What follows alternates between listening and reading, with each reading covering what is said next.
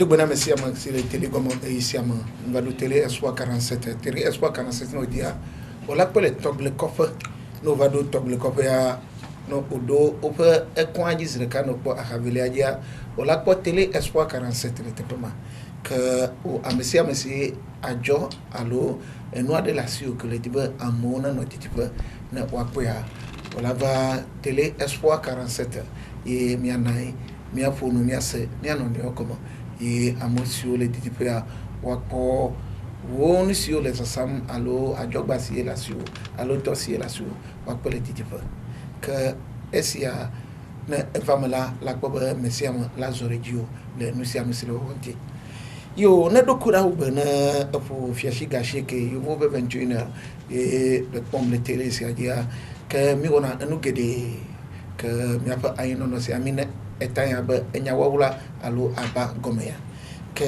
enya sio ule wawula pe si amojo de abati otia que mi dena de ego yimsrano tunanti le subo paji le hadodo paji le esrode de paji enu gede sio enu wawula mi furano tunanti que egbe no pomea ne premisia ye mi jawo le tepesia que ne manaya le manyere ka ko no na tepe ya ye mi wona ne pe enu sosoro ya o ka nyaku am pepo no na tepe sia ye mi wona ne pe enu sosoro sia que wade ne pe am pepo si o kofi ami que no wa mi bia o ben ko o be chupo o be dodasio que mi ato mi pe egbe be wona ji maglobe mi awe solo yo que mi apo moto le vieux une chovedo yo le doji yo abe le ye ma blessant va ya amodola jisimi wanya mi apo dodasio mi apo chupo e wo be na ma de dugo etwa le moajia la tia yo be au me jesi etonye ya echo du ya male enyu doyi wala enyu ame ye wati agogo ne pa mea do mahin ela do kupeda ke wati abio enuma ye la de emene ke ne esi ala ya ke mi atoji chu mi ato egbo ke nko chufa dodasio yo ya mo bubu le duko enye yo na ba alaga kosi degbo alo do meti adomu menyi evoduko ba numa de tore evoduko ba jope evoduko ba konu banti kula do motor ka cho davie jidomo akpe egbia mekpe miato amesie ekuna enu gomechu miape ede konuonu alo miape jojomebe enuonti eye le gugum miato alaga wezoro mazorenu akpe kokolo yo miafufu que amade le teliago edibia desio yo mi dakpe na mawu ke na mi mon popo ya gbebe ni la pa bo pe anyigbati magbona mesiambe mawu neira mesiame mawu neira tele to deja mesiame bo dam mon popo mi hamnya va o be tele adi ne mi atima va a on sosro na mona sena na gome la pagne dia o yo no me pasteur Ahovi Emmanuel me le davie modi parking e yene le do parking akwa te pada li o tuna gbali ma le fima le va do gbali ma tu ko ja po gbetura pada le fima on le dit be Yesu passé numéro nya 90 39 81 97 WhatsApp ma quoi elai Mawirami.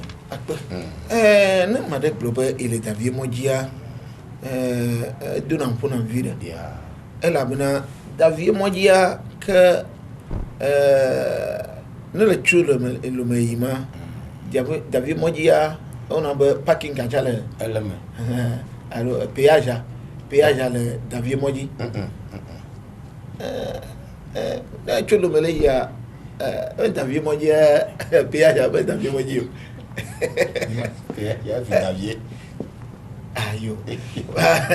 yo que t'as vu mon dieu du figa Davier mon dieu et à tu Gina hôtel Gina me do me vede ko tu Gina ma tu Gina kaka vado nous ya ben chevier même chevier que pas be madame comme be Davier mon dieu moi ya ke Davier ti me mi o mi le be ni amula nye be na fi mi le ta u don kone be Davier be moji ne ma ke bol moji chali na ne no le e o nya ko ye le Chevier lo mi ti me bi o ya ma e la be na be Davier moji mi o ya le togbele le vie Davier moji voilà tout Davier antia moji vale ba ira yo mi ato buto ke amodi bi o jesi o enyo bade kukwa oye nambe anagbla kofi tublu anagbla kofi tublu menye Davier to Jean Thomas que agrede la gare kai menyo ma gagné soheo be no la de mi ape comme que soheo be fia soheo fia ok yo que maglobe mi awizon do yo mi ape télé discipline polo que agent mi yako mi ape enyatisi egbe mi jawa e wo be bubutasio le bonya mi akodo nkumenami wonambe kule amesia menya nwire ba egbeme sro de pa enyu ku hegere gake na le po sro de pa enyu ma ope nu yayira ganto ye menyu enu yayira na meboto enu yayira na ameboto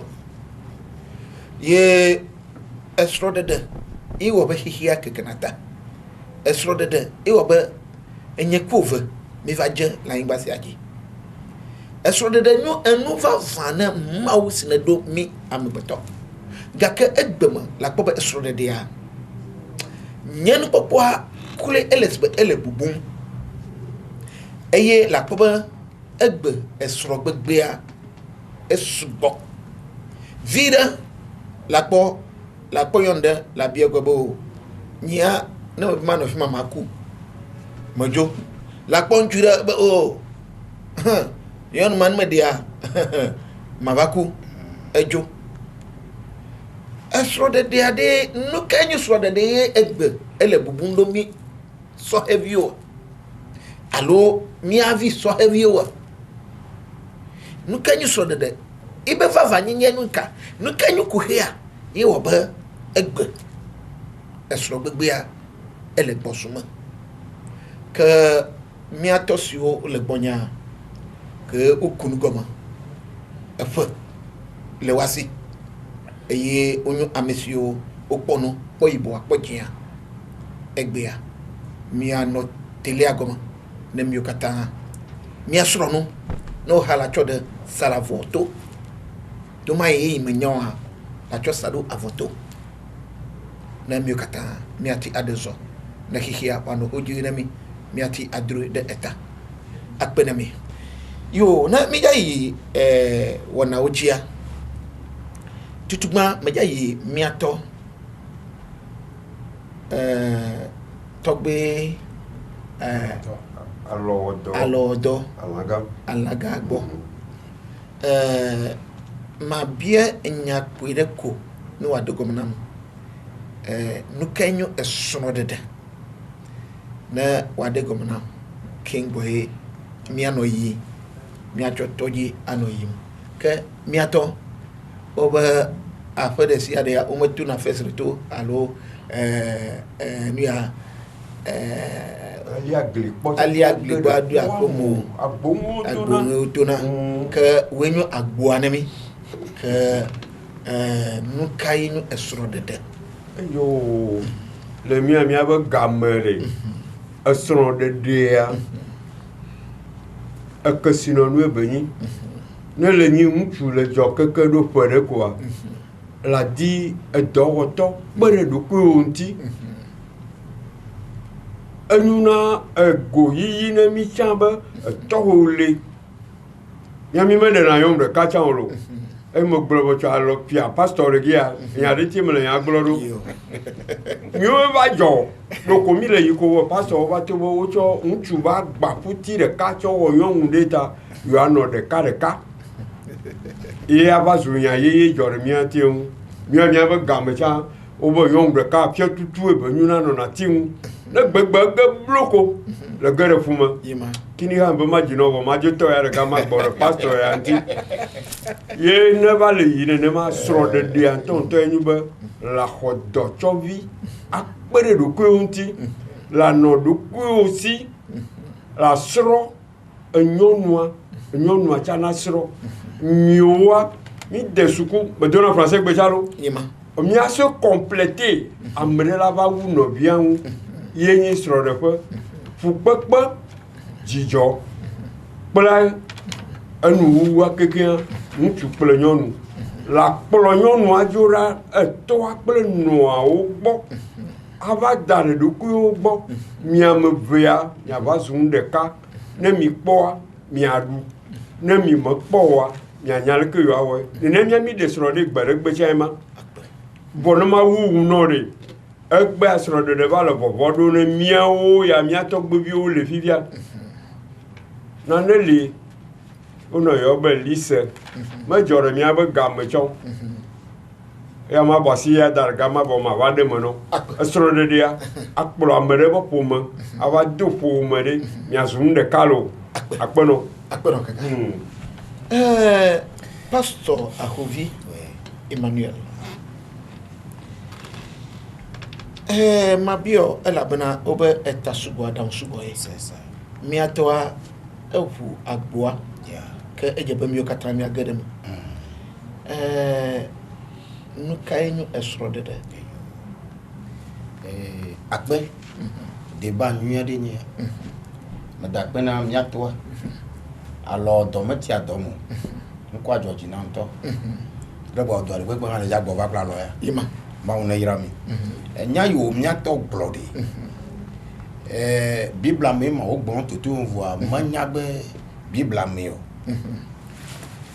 le Bible me a on ne mi le Mose pas gbale me etape popu ya me wi enyi benade Mose ba gbale etape me fe ame wi enyi ebe eye yi wo ama wo gbobena manyu bena amanati akogo o ma wo pede nto ti ason ne epo a ma wo le gbom nye gbogbon be sro nu ikela so de no pepe ma gboku ki ye nyagbe ava to trompe esro ma wi gbobena manyu be ntu de kana nanyo ele ne be ya wo pede nto ane eyi mau gblonya ya awo deji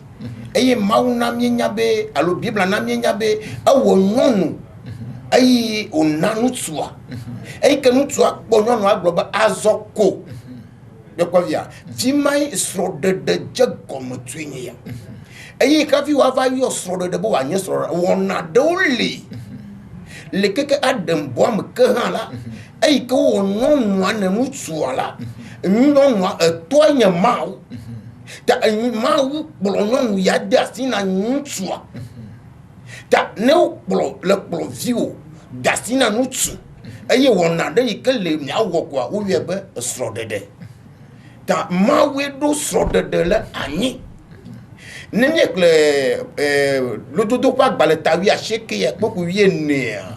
agbolo na mi bena edomenyinu eto pa ni bena tema nye domenyinu no eto be kesino na te nye domenyinu no kake nyonu nuyala yehowa enana lododo pa gbale tawi asheke poku wie ne nyonu yala mawi nana ta amoyo kemenye mawi na wonto ebe jikpoa oduna yale srodo be masire fima akpe mawe nana ameyo manyo mawe na wo wanto ebe jikpoa nyatisia yo mijawa kuma akpe yo miato tublikablu oh yo eminya jo chokaba miato esro de meide ya kenyi maglodewa ne no apema kenyu la namianya mi ni so de ngodola o de menzire fo ma code ka vero akokpe esro de dia ya de membe atu place via po du nono donc que yi hotel ne nuit plevon ta vo ne le que me demero il me to trop de vala va vang biabe o bo nchu plenchu wa de wa no nyon ple wa no wa do no me mi le de le fio a tu kwasi pe du nono ne que yi o ima pastor to asiji be nchu plenyon ta ni mi le ma meratia a tu kwasi be y on a son de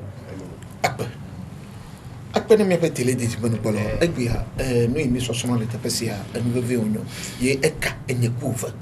yon eka nchu eka ke mi no so mi ame yo le ne pe nusia koma mi aja gba na mi joy YouTube alo Instagram ko ato na mi po mi afa videos ya mi ja gba na mi amene mi anonyo na wayi didi fa elabuna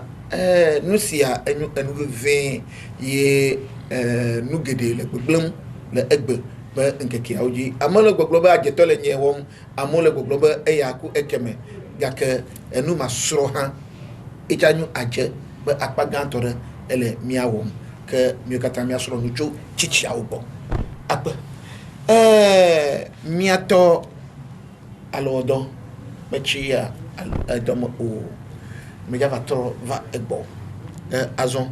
on a ba mito mi afa afokpa okudo mi afa wu mi jayeje mi ato kengbo mi ayi nene fanu ajia chichio gro ya gbedele yo gro na ba oba etreno medena esroto me amo akpe medekuku taflache no medekuku le desro efenene ya no me yi blogbe no to le mo glo le do de mi ami chichi gbono cha mi ato we yo mi po mi ave do mi ado ko po mi le ntu me oui e mi amoro mi ado ko do wa poko mi se be do po le ku pele mo ima de mo ku ko lo bo ya senye ima kwa mi no mi ato we gomo oui e mi se do ku pele mo oui alors peu blabbe bore kenya me quoi oui eko mase do ku pele mare oui e gamo ma mi ato wo to na si akobe yi viela Oui. ele ntuma Oui. bo kor ke ma da gbenyo Oui. gbedala ke ma da gbenyo Oui. kama nya mo to le ntuma de ma un peu me quoi wo papa jo to na nya ba ayong de ka ale si ba alobi de ka na mele anwo oui abbe no le brea yo chong de jo pomo mo se papa e do nse ima como va chop velia ima ye tom va le do cha va chop velia oui va je va mak pom gbe oui ko sronya de fifia na ma ba plevinya gbanto fia quoi me le pe bla ton boisier que me oui et nous njamazo papa ima c'est qu'à 9 ans c'est qu'en 9 ans et me jayi momlo ima la sida la me dit oui et me poto le gba je me pas bore me sara halo akwe le kwa mia so heavy mi do soro no mia to ya na chofo black vore ke chopele pe bla ton voix chikia elle peut blani vo mi va kwera mauyira akpe na ma se comme miria ke evio tutu gbantoa na ne pe evia ma twe kobe e pe blaton vo nyimo ba ma twe ko ela bna couplea e was be e fe de ka ta mi a twe ko très bien ta mi a twe ko e pe blaton vo nyimo yenyu de vi tutu gbantoa akpe ye egbema e va poto la asidado ibe parenti toa ye ule ye atimato e kamakuo ova potole akpe pastor let the sura fenene ya if you tutuma to fenene ya sia ayo fofo jasko ma una yiro ayiro aya menye be ma club bible akhle oui ni kenyen tom adugwe nu yen tom wo obayi be nyale biama oui me dape abaleke nya togbe gblene be to do idoda be nu kpo be yelang tume ye va fia be unya be yelang tume ina be ye oda kadagba ka fi va provelia ikenye to be diaso nya magblo be to nya malene mo oui nya to nya manu anyi lenku de so de lawo ti subo la gbenyame nu ina yi de so kaba nya mono so togbo mastron kudo unti ali so to wona jire ali o vivina ali amadu gbona uto e u padana bubua mono nu ya ponka ka gba magbe to tonye gbo mo va so mo no amu gbo mo gale po e maga ya fi bu gale po e mo va no nyere gbo mo po e so de pe kaka enabe mo ko pe blan khafi desro wow ta le sonye de mo gbe fua ma twebe epowi atowenye ya e le powi atoyo mea e onyebe mo khoti body tonye mo don do do a o yima de kwa made emeko ma o yirami akpe obana gbojire yin zongo a kokonte adudi oduna akpe miato tubul gablu nu ita emele nene pe bisi abiama comme ça se videle ye ameyo telegome ya wanyaba ameyo na ile tepesi ya menyu duko ya fianu ko ke nu yo mo utua chichi otoloba oba nu ya mechichi mlai de abaji le popoma evine ya santa bea mati akwe o que musita et malédiction yo obiame ya miato tublu gablo que absro de débat agbono keke si le tumia c'est le que le bredonia mieva oui be eyi miwo alo yi mi agbona mpolao no azodidia iti mi no e fiero vo mi agblodo wa oui aso holonwo oui bo una wededi oui de wea omega wededi o emeko no wo poa na tunu no viewer la jaye yeah ne mi agblo so de menya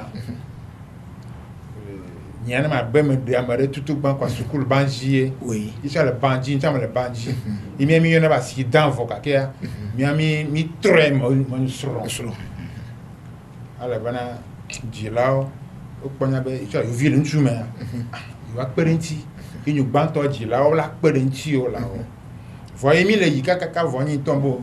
ma gbojire son ma o shoa me pa chola ka chokpe ma plebe pie miel blan voix tombe une son de ficha wow il me bon ni notu pour mi balé il patole il mi dan na que mawe la clan ya duma akpe mi lelo akpe amare jano ko globe jasku ya to akpe nyia me do futu ba to magbe de foot tomato magbe année 88 et me divi tout tomato 88 e mando ja e har me no gbegban ke ngbe overwe e devia el akrafifi quoi extraordinaire on en bas endum e lato nuita e magbea e ha enyo enu sosoro numata nyia nyamdula brotonyo gaka enu sosoro na mi anyaba amayo na ile fi okeke ya utonuma numata e mayo tonye akpe miato alo do china alomo edomo ma va gbo wale miato wona mbe egbe togbe eviwo elabana amei jivi ye viawo epe blaton mais le via e vigne ni togbe viu e vigne ni togbe viu neneke amado chabe viu onyu nya togbe viu wa ni jojo le mekpe do fifia la po enua ni adu nye popo noa ele emputum porama fifi mefia no khle togbe viwa domahi ela subo eye kuheo si o le sro de poa domahi le janai achu ela bana e vio ba fi mama e fu me vona de tio miato egbema e sro de le kuheva e vio togbe vio o ba sro de fa le kuhem le va vam miato kuheka ye le popoma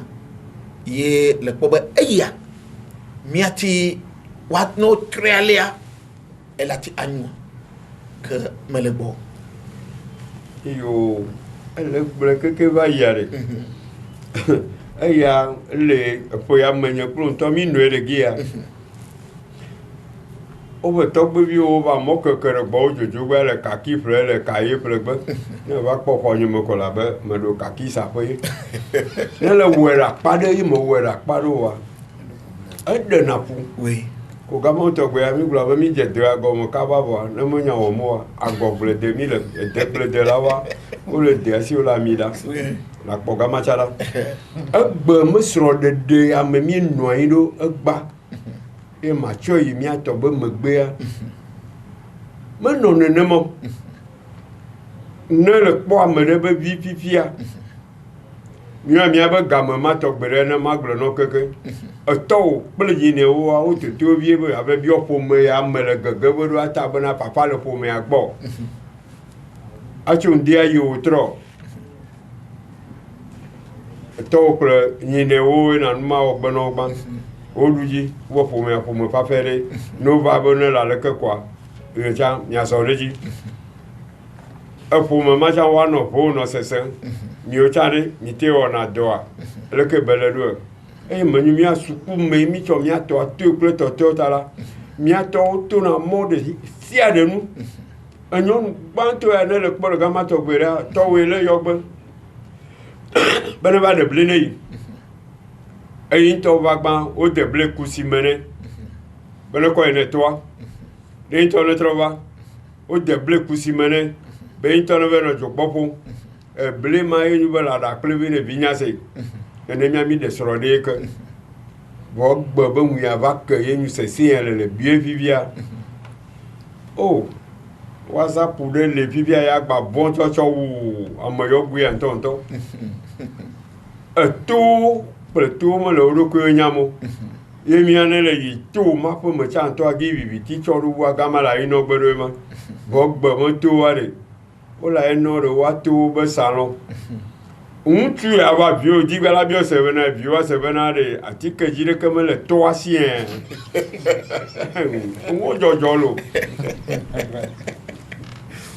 elo kwa da noa asa du dren o ko mi abase ne gbo nyua lan lo be ye do fu vie wa ne gbo mo nyua wa ebe fu acha imenya de kelemo emi asano he kakaka ta asro de ma ya le bo bio pipi anton ba ma de me egbe ana be sro de le bubu egbe sro de le bubu afu dodo va nene pastor we ba le mi ale da si fi afe boyo abe de sro you have for your church ya you want to know obena you have a lawyer choye for you ke gbala me awujo wu you to mo polele o pla mo le church le kayima me de kuku na mo glo ya me wa tere ji o se na mi ama ahati me be you ko le me mu cho wa de apote me ni sa fe agble oui you de ka you mi avio mi atogbe vi o le ha do plo ntu ameton amene gbe agba babe la lo le gbe amomo keke wa cho gadara gba mene o kweye o we cho cho lo nda na ntu eyeye gbe yo we ma le mema ma didi tomoko adope bijiji nya wa tike ka me de viwa wa je un dodo la viwa gbo Bon, Augustin, tu le Dieu pleurer. Et le loco bojole. Après, il y a un go de Buenavia. Il y a ma femme, ma journée de moro. Il y a de la gloro. Away. Ma dit ton coach, le luna pour mes amis. Le José Habu, Torum. T'as le bail sur le book, Barek Beer. Et à ton blonambe. Vedo, le coup au pauvre, il vient le moutumé. Le néoponasi à Cotan et Miu à Chima. Qu'on nous a des pieds à toi, quoi. Toi, à la traîne, Nineo. Yoduna sur le demain. Aha, tiens, donc on connaît, d'un hatoum, d'un abord à bord, et dit quoi? Oui, il tourne au boba, au boy, il va pour et ma hachanto, à tout pas, à cesser à tout pas me top. Yamina de Chaba, à cesser au Toji haye millionne, Toji à tout pas me top. Voyagba, ne m'y me pleure, un anneau ou le yoviabe pabi, m'y me pleure valise, un mime de mokolawa. Sur le père me concoumo. Voici le moins. Bob Bay sur le Bemeya, nous a channel boyon de le Benya, Mamenea quoi, et pour que la clamia dome. Tari. Un bebon, oui, à le coquement. Il y a le gars. Après, il y a un couple mille. Pas seulement que Bible a gardé dans le miagbe. Bible a mis au milieu le boblo. Le jam la photo à glo. Pas seulement que le Bible a mis au milieu. Je peux pas nous mettre le gamin. Pastor Yema, Medavago. Pastor Yema, est-ce de elle est bagbam. Sur le pot, ou le bagbam. Nous caillons courir. Everyone. Bon, ma bio ben caillons courir Kimbo. Bien oui, le cas. Ok. Mais d'après na Ainopia. Et na moi nyato no tenemi pastor nti na no lia mini Kristo to we woni auta to woni tros bolo woni Kristo to woni amu mini Kristo to mu nyina na kama wo to woni yenya srodo de for srodo de basewa atu maume etane etogbenya lo tonya pon kaka kwa lo ko le sebe bible akhlamo wole ne da mi pastor gbande mu jira do to mi nyuto enye gbambe na amele church mi a mi o mi jana gbagba kaka be amiona ve jesi vito enu yo khona la ola kwe kapi mi ba wo mi pe church moto church ya de kemele vivia ko ola globe nu ya ngbegbele ya na chono afa church me fa gbede mi jina vevie bena ne ntu ale didi po nyon ale didi po na wo ve jesi vito et wa tabia mo le vito bo le carrière cho amenya mo wona ma me nyema na mara ona bubua ya yenye matana be choti mala zikedia obe bien na nyaba ne de le ke globe enya ne hia enyuna wu be la globe choti to le ye mi wona okay ela bena domahi de uma yona manko wenu no watu asi adofion okay enye bla me de ka vado ko ma jesi le moment so boso a dodo ya me no ponyo mude vitogbo yina ma tu defna okay le bien benadi esrode dia de le ke o le do fifi gbegbe srode dia ma globe to mado ma bia se bade ki amade we ni jama poe ne ma wo le bible me dit le bondolo pa gbal etam wiene chukpoku amaton pasere am eneliati fofu akle dada blona ebena de nyonu ade kemele no vi ope nyonu vi ople nye du kodoma eyata na yi edegede filisi tope asara mo maha mi tu via gora donc tinebe nye du ko la dome oa Samson blona fofu akle dada bena ela bena epenu nye yakwa le bible on le blon be de fofu ntu ya ja de sro de kaku ya ja de sro ya tu akle no blon ne be de awo de amede malle mia popume alo mia pe du ko Israel me na do ma ha de kaja don tinebo dena elle a félicité me bon il peut nous nye et bia ne extraordinaire va leber ni tu viens qu'on a besoin nous vient pour nous nye t'as toi blanc noir oui il y a des blanc ha majasi le magagona et le pas de nya to blona be ne amiade aja via de srola over bien assez ben quel pour me yame nkele pour me yame kapile ne pour ma manua o blogano e nke blona e fiatito bl ateto o blona fi ma magayo ka ke gbia abele ke de kaja blona to le bible ma be enyu nyeta mi de na ma ne kli jana o devo akukia ma do vapo tane gbene sro de ko le gbegble ma e to mado ble amado to amuyo dungo la sro ntu gbo la ntu la be adia yele ke kuriva pastor nyame pojo le gbo va pastor de amebo miafe jojoma konulia ne sro de dia e yuvo sio unyo afugo de to oha obe jojoma konulia ne esro de dia ela bana le gnadefia e Samson ye eji be sro de eji le klenoado gaka awona be sro de dia le ken go va Samson leke onodo okay bena ni ma ka gamu be ti ma gbona to ji no lo ka tambe nu si o memi la igba ya tegba ya pa le bible bible be Isaac eja desro o de pomia ogbo eye nyonu ike ode ya enyini apavi Rebecca iode Isaac de Rebecca mo do problème la ba zode doduan je tiens ni klenoa mo c'est pas gbale gbando table avant ne kleme yamele comme gamele nanyo ni kliye ka fi wa bia nyonu ya tade abe afford de adoli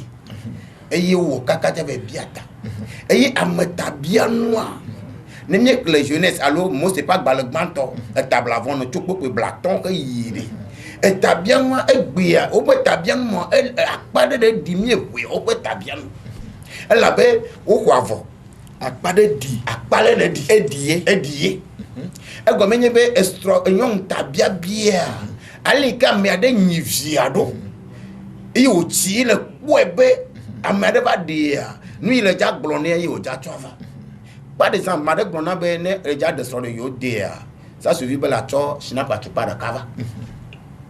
wavo le desrovo ne o ve di vivo ne on to le be abado vivre sur antia ke e on to nyema kaka mado gbo e on analyse amado gbo e on na mado ya mo ona na mado gbo on na jessico ta yong tabia bia male gura kamo yo vo gbo la tovo e amoye gbo gbo ta la tovo le code pepe la to me ni ta me bi on ne fe ya kamiale e kitele mi anti vire vo ma kaka me java de me no ala bana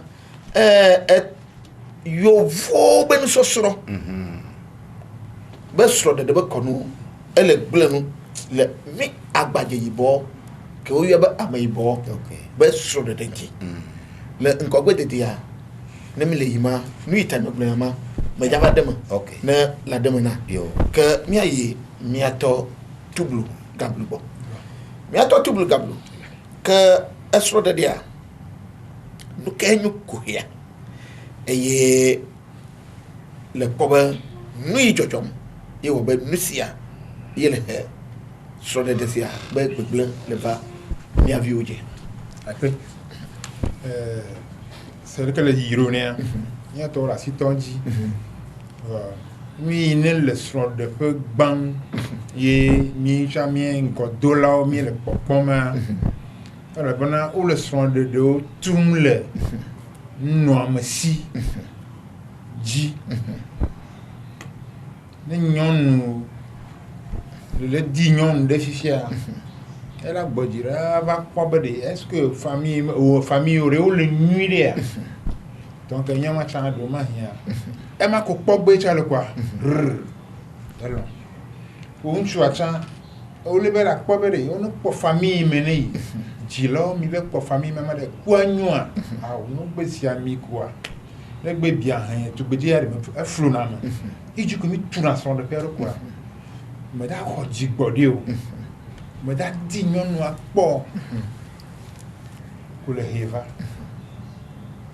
nyɔnu atsa egbe kpɔ be migbe ka ɖe me vi ɖe koa ela va vɔ egbe be ŋutsu ya ma yi miave ɖua ya wotsɔna susu ma yina srɔ̃ ɖe ƒo ale be ne wote ve yi yewo va kpɔ be yaɖuɖu vi ɖe le koa esrɔ̃a egba mele susu me na wo be míame vea míɖo la ɖua ya hafi eva nyɔa womele nene ƒe srɔ̃a mele srɔ̃a ɖem le nene ƒe susua dzi o yina be srɔ̃ɖeƒewo gbana kaba le nu nyui didi ta ale be ne nyɔnua te va ye tɔ srɔ̃ dzia nke wo mɔnɔ ɖoɖo ne ŋutsua be ye le ame kesi wone wɔe ne ne meva kpɔe koa tsɔ tukaɖa va asiviwo ɖeka vɔa wome sɔ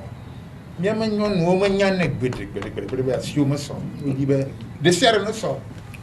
eta eyi koe le srɔ̃ɖeƒe gbama nyɔnuwo le nyui di ŋutsuwo mele dzi kpɔ ɖe nyui dim le ame ka hafi le yiyim ema pastor gblɔfia va yi be srɔ̃ɖeɖe ya ele afi sia afi hame le tababia me ŋu ele hame megatsa gblɔe nyɔnu la gblɔ be nu ya leke le awɔ nam hafi to sa be ne metsɔ nu ye ve wa ne mana mi kpɔ ɖe vi ɖe mi ka mi ɖe srɔ̃ ɖe nye nɔ me mi be bia nyɔnua ta nu yiwo mi fɔ yi ɖe miame kɔta ŋua ɖeko wogbe be nuka yewo da wɔ kple nu gbogbo moa wo sugbɔ akpa mi de va ɖe funu koa ye mi lɔ mo va ya mi trɔ aha dzoe be mi ve tsɔ yi kpe koa mi bia nyɔnua ta vɔ miatu wo lɔ mi ma ye mi trɔ va ke tsɔ kpe si ɖeka tata koa mi kɔ yi koa mi ɖe funu mi ƒo ʋɔ ne nyɔnua tsã mi bia ta vɔ emawo ɖiɖia mia srɔ̃ vɔ nɔ wɔ be awɔ klama ne ose ɖe be agblɔ ɖe mia to lɔ na be he srɔ̃ ma le ɖea srɔ̃ ŋutɔ ŋutɔ menyu le ɖe ta nya ɖeke meli ta ne nyui didi me le srɔ̃ me wa yi ma vɔ egbe me keke mia nyui didi ne be srɔ̃ le gbagba me o akpe ŋu gba le fún gbana srɔ̃ pe avɔ kakea akpe mia se le fi ma akpe ke ŋgbɔma yi mia tɔ alɔtɔ gbɔa ma va nɔ pastor gbɔ ke ŋgbɔ pastor le gblɔ egbe le gɔmedzedze abe miatɔ ne gogo eyo pastor ne esrɔ̃ɖeƒe ne woanyo le subɔsubɔ alo dekɔnu va kpadzi mekawoe le srɔ̃ɖeƒe gble me o le srɔ̃ɖeƒe ƒe gbegble le dekɔnu subɔsubɔ ƒe akpadzia mate gblɔ kple be ele ko ɖe kpekpe me dekɔnutɔ tsa ate gble eye subɔsubɔ ƒe akpadzitɔ tsa ame aɖewo ate gble dekɔnutɔ tsa ame aɖewo tsa ate gble elabe srɔ̃ɖeƒewo ne mieyi meɖe kuku subɔsubɔa ɖe sia ɖe subɔsubɔ ye medi be miado dzesi tsɔtsitɔ parce que le ƒoƒovia be yo tsɔtsitɔ yo pastor le yɔ ŋkɔ ɖe direct le yɔ ŋkɔ ɖe direct tsɔtsitɔ la be mele tsɔtsi ba kpa dzi bɔn srɔ̃ƒe gbegble ɖe megblɔ wo be ate tso kote ɖe kpekpe le dekɔnu alo miatɔwo ƒe akpa dzi ame yiwo ke mekpɔ zu kristotɔ ha ɖoa ame aɖewo lia wole gba srɔ̃ɖeƒe to mɔkadie to aɖaŋuɖoɖo na wo viwo abe aleke mia fofo gblɔ fifia ne enyɔnu ya le ɖea lɔƒo anɔ ya bubu gblɔ ne be me tɔwo kpɔmɔ tɔwo ma ɖe srɔ̃ itsɔtsɔ ko ɖe vɔ kpɔli wo le ɖa ne nyɔnu ma gbɔ va ƒe me nɔ wa srɔ̃ƒe gbanɔ ta le mianɔ alo miato ƒe akpa dzi exɔlɔwo ƒe akpa dzi sidzedze ƒe akpa dzi edɔwɔ ƒe akpa dzi edɔ ya ke vi srɔ̃ va yi wɔƒe le ŋutsu me akpa dzi ele nyɔnu ƒe akpa dzi ena be srɔ̃ɖeƒe gba ta srɔ̃ɖeƒe ƒe gbagba ele go ɖe kpekpe me nena ma tsoe nɔ gba me akpe pastor ma va nɔ te gbɔ vi ɖe neva de mebi be yovo be srɔ̃ɖeɖe be kɔnu ele gba esrɔ̃ɖeƒe kpɔ ɖe me egbe me ne le se ayɔnu ɖe gbogbo be medza ɖe esrɔ̃ le church me elle a bena nous cabe sur de la church yama elle a bena ou yon de mariage ne me fait vous bia ne me sait comme yo le java de gomana OK ne ne fait mariage ya o paba enu ade sie o dana eye church to chona say ye klona ne ne fait esro de fiado ye ono na chacham ye utona awulobo klo aingbao ewo ba yanu ai be susu me ba medola de sono le church man ela bana awuma ko doa ejoji ne ehu ke plele ima ele jijone de ma bi ba nusia ela bana na mi fa e de kono ba paji ya made kuku tele di fanu pola manyi ba makonya le boblon su bola bana medola bia ya de kingbo no va de kono ba paji ya la koba ela so ba mi atogbo la gbo va bia yon ta no gbono ado awulobo dabu cover efu ya uda la koba akpama church to ba paji ko no efu ya uda kengo ade sura mariage ma de dia amea edoka ewu million de ka alo efu ye o twa da ko akudoni va esure pe gomo do pe de kamelesio pastor de la tia de gomenama de church kudo de konito mekele sure pa gba ma yeji ma globe ma gbe de tonyo pa paji oui le church nyemea ye de sonamu alo amo de so church nyeme amado dia o me dafu o me do awoyo po so do pe elei le bonye ke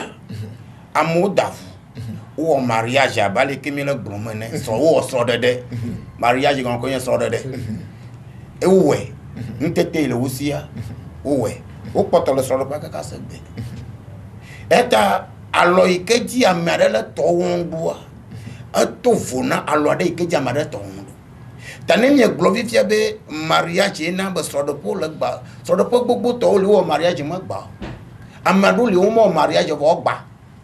ta so do po e be gbagba menye chechi le gba so do po eye menye pastor le gba so do po an to pe gbagba nto na ne ko se ne okay eno akpe pastor meja jo le gba yumi atobo vo ande ka kemedi maglo no nyiba le nyaba enu popo gle nanu la afibwa yeah madame ne va gbonye be ja o mariage alo ja o soro de dia nu gbanto emi bia na nyebe o la yide aba ko dot to famille agbo nu yo ke famille ahia o la kwa yino mi pastor kemie gba yina ne mi yia nu ike jebe wa mi woni vivi a church motoa yenye vivi dodoro no anti ba agbe ya mele ale vivi ya do rasi la bo soro de banya manya ya view tamnya mo trele bonye be magbe ya me vivi do no do kwinti eye mo gboro na be ntete kelasio ame antopun popo ntete ila si ne nyonu via kwintu via domea eye ina na be ma o mariage wa dafu okay magbagbona poto enye be enyi mo lo na bo wa isro de pa do gacha bia o sro de do la ba nyento ya nye pastor ni mo do gacha be we la ba ne de sro bo kwa pe be nyai ma si refna e yaba bi o le fma san vo ga ke mate menare documentaire gi afonga ma ko ya de mo amna manuwa pastor na kaka ma bia ma je church yi de karaka na ma yi church ya mana na kenya ba na church unchu ko ma be kle na kpo ba na de unchu ko lo yo mo lo yi ma church ya de e ma ko ko ma ka we su na ko we ma twene alo la ko ya chone twene fa twene o ko yo papa nere chopori obonyo mo su na boga mo me church ko mi bonyo mo su na gbo ogo menye be nu ina nyon mo le gbo sunde menye church e na wo le gbo sunu enyon wa nu tu okukun ko nyon ela be eta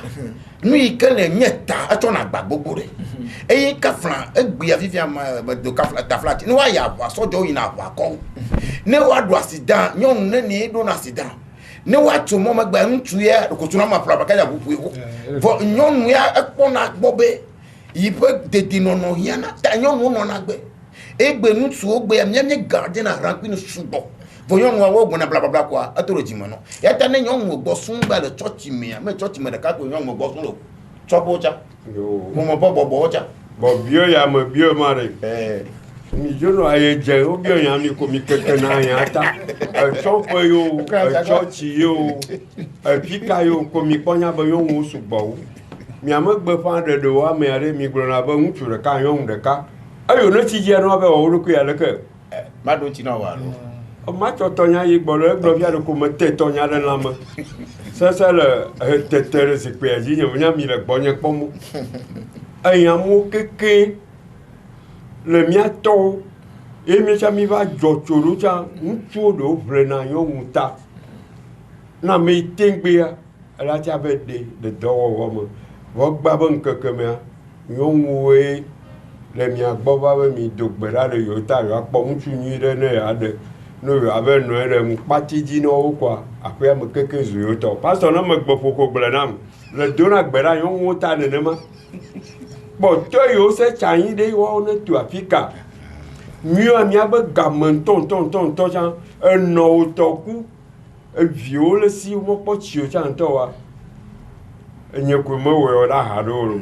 o gla ba yon ma ne no ape am ne ba no vio gbo ne yi gla ne ma ko la ba da nwa cho e trofere kama ku ji sa mo bono me de gbo no akọ agbára ẹnà tó alo tó bí wa gbọ́ aṣọ apẹ́dókè wọlé mi àbẹ́tsọ́tsẹ́ mi bẹ́ mẹ́ gbàjọ́ alẹ́bẹ́ nyɔnu yiwo wo somea wo sugbɔ tsɔwu nyɔnu yiwo ene le akɔrɔsia ma tsa yiwo gbe yiwo ku ɖe mia ŋutia ele kpɔtɔewo le dadam eye le yẹn agblɔfia le asi tɔ akɔ be yi pastor ŋutɔ tsa yimete eya yi tɔ yi ma gblɔ yi le. Bon, mi nya pasteur keke va yi fifia bo le gbedora le nyɔnu ta keke nuɖo va le dzɔdzɔm le me mi me va me agblɔ gbɔ srɔ̃ɖeɖe me nya gblɔ me mie le miwo ya miabe gamea ne nyi ƒome yi te wɔna dɔ ne le yi le akpɔ ŋua ɖu wo ŋutɔ tsa le ava kpɔ ɖokuiwo gbɔ nye adzra ɖo va yia woe nyu ŋutsu yi ne ɖe nyɔnu ame eve etɔ̃ ko ami be ame etɔ̃ eha do ƒe ya nɔna besi ya mawo bebebe kpata mi gba yi ne tsa ko nene mi nɔ nua wɔ mi tsa ma mi tsa mi wɔ ne ke be mianɔ paƒe de me nua me wo ŋutɔ tsɔtsi wo te ma me biɔ fia wo tsa be ma dzo yi tsɔƒe menya me yiwo kuku ma menya yi me biɔ wo ko ne mi kpɔ ma le gba mea gblɔ nya ɖe fia be ne nena koa mi tɔgbe bokɔ yiwo le tsaƒe dzi mi va ɖo tsɔtsia mi be mianɔ yiwo gogo egbe ka bena ɖe enu masemasea ena kpo le ga be to ŋu dze gbeka me le afi ɖe to be nɔvia gbeka be nu masemase ɖe yena kpo dze ga be to ŋu tsabe dukɔa sese bena mi va wɔ dɔ tsɔ ko ne mi va wɔ dɔ dua me kɔ ɖe gatengo ya meɖi bro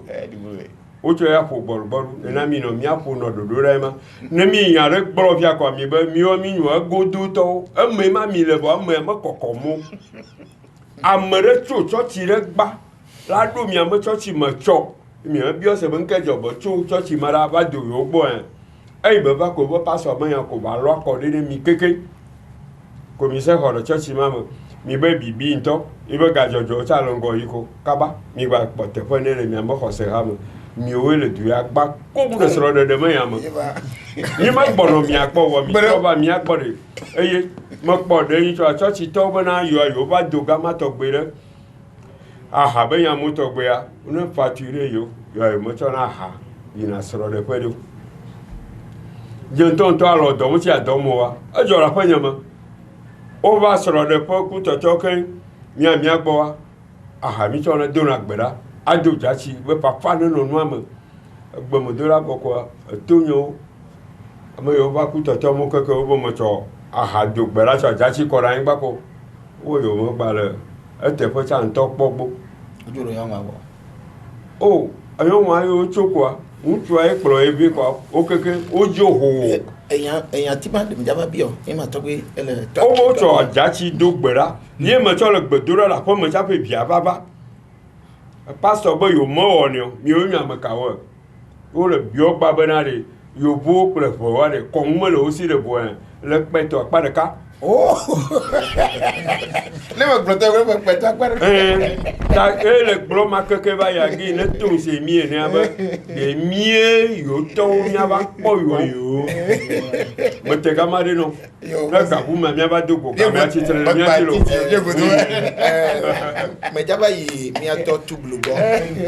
Mia ja yi mia tɔ tublu gbɔ. Bon pastor yi ma no yan ti buna. O mun ga ti jo. Ela bena le gblẽa ɖe fifi ye míatɔ ati neneƒe enya gamea ta nyemedzi ma va ƒo nusugbɔ ma yi míatɔ tublu ke ŋgbɔ ye ma va gbɔ míatɔ tublu ke wobe gbemeɖona tsiami o mese c'est que pasteur no miame miwo tsã wobe miwo minyo egodotɔ mi tsã mi le mea eyi ko ne dzɔna le mia gbɔ va yi ko mia gblɔ eyi mia gblɔ mia tɔ dzram ɖo ma nyu ne mi kekea yi ko mia di ne mia tɔ asi wo tsɔ di be wo le mia ŋu gblẽ mea o nya tsɔ be nyui didi le nu gblẽm